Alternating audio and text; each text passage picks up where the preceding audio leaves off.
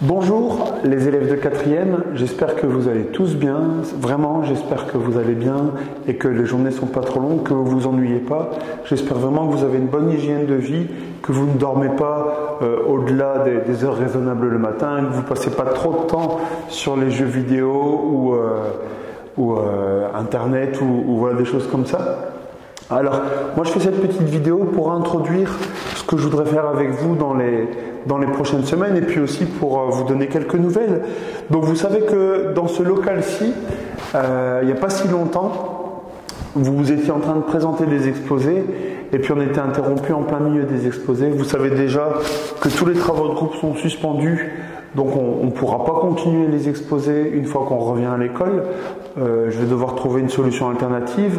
Mais tous les élèves qui ont déjà présenté, je garde précieusement leur grille d'évaluation et les points qu'ils ont obtenus. Ça, c'est quelque chose qui reste. Pour les élèves qui n'ont pas encore présenté, je vais devoir proposer une alternative. Mais là, actuellement, je ne sais pas encore exactement ce que je peux vous proposer. Mon idée, c'était de vous demander un travail de documentation. Donc de relever différents articles, des extraits de livres, éventuellement des vidéos, voilà, de rassembler tout ça et vous me remettriez ce travail de documentation. Je sais qu'il y a des élèves qui avaient déjà rédigé leur partie, qui avaient déjà passé beaucoup de temps à synthétiser l'information. Donc ces élèves-là, évidemment, je ne vais pas leur demander de recommencer leur travail ou je ne vais pas les remballer avec ce qu'ils ont déjà fait. Donc je vais essayer de faire un peu cas par cas pour être le plus juste possible et pour que vous puissiez vraiment apprendre à travers ce travail. C'est ça l'objectif des exposés, c'est d'apprendre à faire une recherche, à rassembler des informations, les synthétiser pour les communiquer avec les autres. Alors au niveau du cours, je vous rappelle qu'on était dans la 3e partie qui a pour titre « Tout acte de violence amène à un choix ». Quand on est confronté à la violence, on doit décider de l'attitude qu'on va adopter. Est-ce qu'on va y participer, rester silencieux ou au contraire faire quelque chose pour intervenir dans cette situation? Alors on était dans votre dossier à la page 28. J'espère que vous avez bien vos feuilles à la maison. Si jamais il y a un souci que vous n'avez pas les feuilles, envoyez-moi un message, on peut y remédier. Donc en tout cas, on avait commencé cette 3e partie avec un jeu où on mettait en lien différentes affirmations. Ça permettait de résumer tout ce qu'on a vu dans la 1re et la 2e partie. Ensuite, on a commencé un premier point, divisé en 4 sous-points. Et donc ce premier point posait la question, que dit la Bible au sujet de la violence? Alors quand on regarde la Bible, bon, d'abord on va aller dans les évangiles, qui racontent la vie de Jésus, comment Jésus lui-même s'est positionné par rapport à la violence. Eh bien, premièrement, on a vu que Jésus a dit, si on te frappe sur la joue droite, tends l'autre joue. Regarde ton agresseur et montre-lui l'autre joue. Est-ce que Jésus voulait dire par là qu'il faut être insoumis, se laisser faire, être dominé? On a vu à travers plusieurs exemples que celui qui fait face à la violence sans utiliser la force, eh bien il est courageux. Pensez à cet individu qu'on appelle l'homme de Tiananmen, qui en 1989 est resté figé devant les chars de l'armée chinoise qui voulait écraser une manifestation. Il est resté là face aux chars, tout seul, sans armes, complètement vulnérable, mais il a eu le courage de rester là pour les empêcher de faire du mal. Dans un deuxième exemple, on a parlé des manifestants qui, avec Gandhi, ont marché jusqu'à l'océan Indien et ils ont pris du sel, ce qui était interdit. Ils savaient qu'en faisant ça, ils allaient être battus et sanctionnés par les Anglais, par l'armée anglaise qui occupait l'Inde à ce moment-là. Mais ils ont eu le courage de le faire. Dans un 3e exemple, on a vu Antoine Léris qui publie un message suite au décès de son épouse. Sa femme est morte dans les attentats de novembre 2015 au Bataclan. Et il écrit aux terroristes et leur dit « Vous n'aurez pas ma haine. Je refuse de vous haïr, d'être en colère, de vouloir me venger. Je ne veux pas agir comme ça. » Là aussi, avoir envie de se venger à tout, avoir le désir de se venger à tout prix, c'est une réaction normale. Mais là aussi, cet homme a le courage de dire non, je ne vais pas entrer dans ce jeu-là. Je refuse de réagir par la violence, par la vengeance, etc. Et puis on a vu un quatrième exemple avec la marche de Selma. Donc ces gens qui, à la suite de Martin Luther King, ont manifesté pacifiquement pour les droits civiques aux États-Unis dans les années 60. Au risque d'être battus, il y en a qui ont perdu la vie, mais ils ont eu le courage de dire on n'est pas d'accord avec ce qui se passe dans notre pays, on veut que ça change. Alors ça c'était pour une première affirmation, tendre l'autre joue à l'agresseur. On a vu que c'était courageux. Dans un deuxième sous-point, donc après tendre l'autre joue, on a vu Jésus qui dit à l'un de ses disciples au moment de son arrestation, remets ton épée à sa place, car tous ceux qui prendront l'épée périront par l'épée.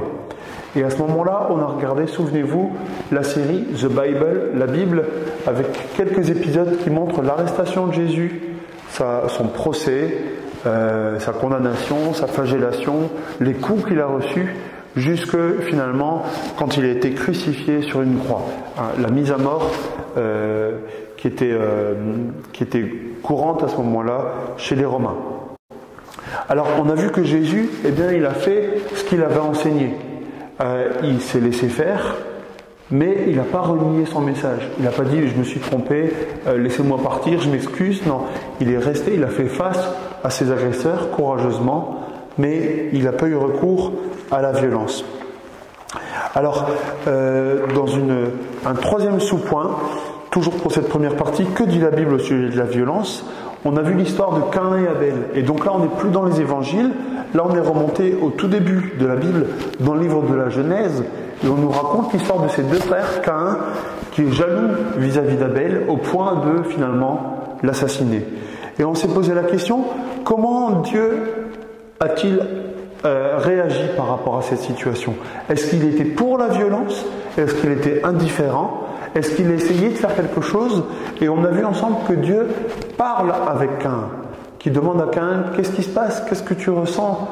Pourquoi tu veux te débarrasser de ton frère? Et on voit que Dieu donne les clés à Caïn, en lui expliquant, tu sais, cette émotion, cette jalousie que tu ressens, cette haine, elle va finir par te contrôler, par te dominer.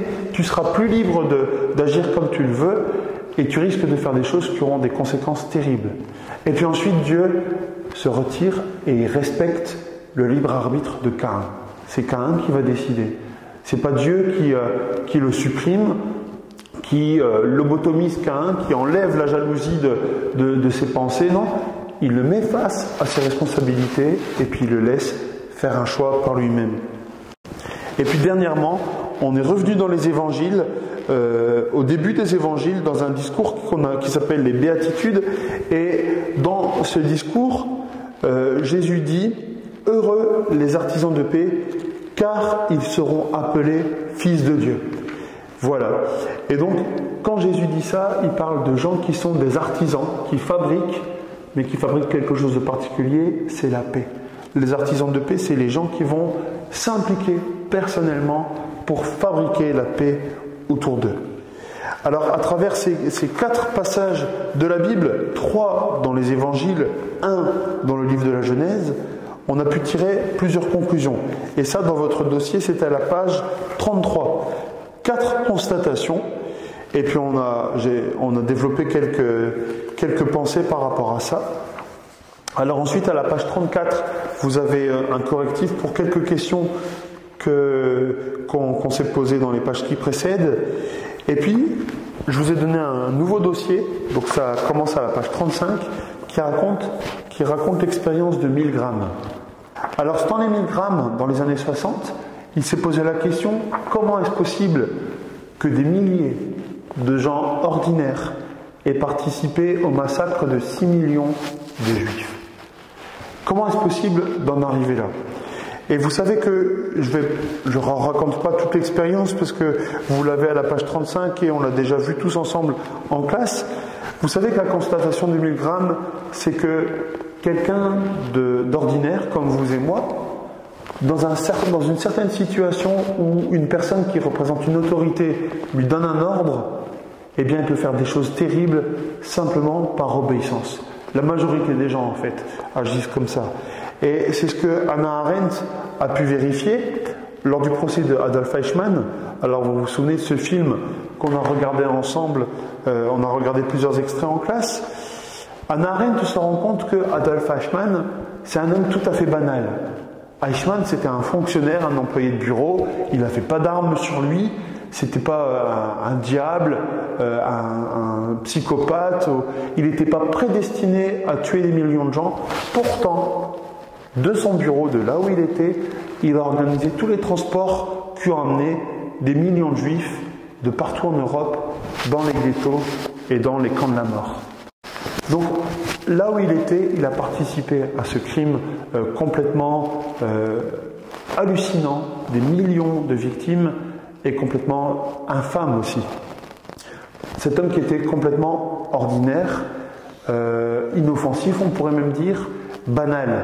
Et c'est comme ça qu'Hannah Arendt parle de banalité du mal, c'est quand quelqu'un commet des actes terribles alors que c'est une personne banale, pas un monstre, pas quelqu'un de diabolique, mais simplement il obéit aux ordres et il fait des choses terribles. Alors ensuite ça nous amène à la page 37 du dossier, et c'est ce point-là que je voudrais approfondir avec vous. On nous raconte un cas particulier de déportation, décembre 1941. Donc Paul Saliter, un agent de police allemand, va escorter cette déportation. Et on voit, page 39, 40, 41 et 42, le rapport de cet homme, de Paul Saliter. Mais on voit aussi en parallèle le témoignage de Hilde Sherman, une jeune juive qui est déportée lors de ce cas, lors de cette déportation qu'on va étudier ensemble. Et on va essayer de voir la différence entre le point de vue de Paul Saliter et le point de vue de Hilde Sherman. Tout ça sera développé dans une autre vidéo que je voudrais mettre à votre disposition dans les jours qui viennent. Mais ce que je vais vous demander, c'est déjà de relire ou de lire attentivement les deux rapports, les deux témoignages, celui de Paul Saliter et celui de Hilde Sherman. Lisez-les attentivement, surlignez tous les éléments qui sont communs à ces deux témoignages, les éléments qui sont différents, aussi bien dans les faits précis, mais aussi dans le point de vue de la personne qui s'exprime, et essayez aussi de voir comment toutes les personnes extérieures réagissent, c'est-à-dire les gens qui ne sont pas des soldats allemands, qui ne sont pas des juifs déportés, les gens qui sont extérieurs. Comment est-ce qu'ils agissent par rapport à cette situation? Et puis on essaiera d'aller plus loin. Je vous souhaite une bonne journée et je vous dis à bientôt.